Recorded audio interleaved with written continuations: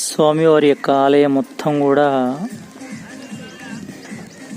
వర్షపు నీటితో నిండి ఉంది. ఇక్కడ చుట్టూ ప్రాంతం కూడా ప్రతిరోజు కూడా ఇక్కడ వర్షం అయితే వస్తూ ఉంది. ఈరోజు కూడా వర్షం అయితే వస్తూ ఉంది. ముఖ్యంగా మనం చూడొచ్చు వ్యాపార సముదాయాలు మొత్తం కూడా ఇక్కడ కొట్టుకుపోయిన ప్రాంతం అయితే కనిపిస్తూ ఉంది.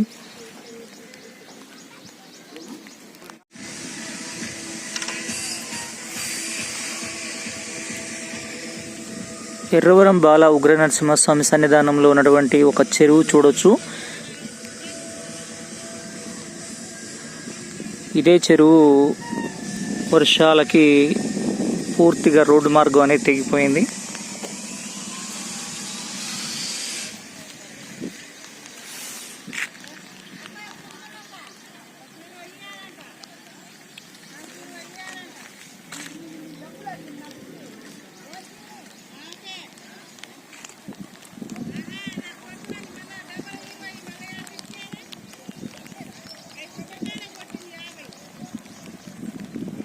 గచక సంహారుడను దశావతారుడను సర్వాంతర్యామిని తొమ్మిదవతారాలతో నవనారసింహుడిగ లోకహల తండ్రిగ వైష్ణవాద్భుతుడనయ్యే లక్ష్మీనారసింహుడిగ ఉగ్రనారసింహుడిగ దినదినహంగ లోకహల తండ్రిగ ప్రతి ఒక్కరిని కూడా అన్ని వ్యాపారాలలో అన్ని అభివృద్ధి చేసే బాధ్యత నాది.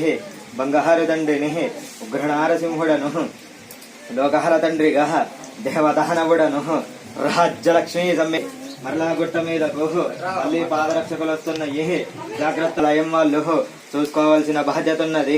మట్ట పిల్లి గృహ నివాసుడను లోకహల తండ్రిని దేవదహనవుడను ఉగ్రనారసింహమూర్తిగా భక్తుల బంగారాలు కూడా చిన్న చిన్న పోయినయన్నీ అన్నీ నేనిస్తాను.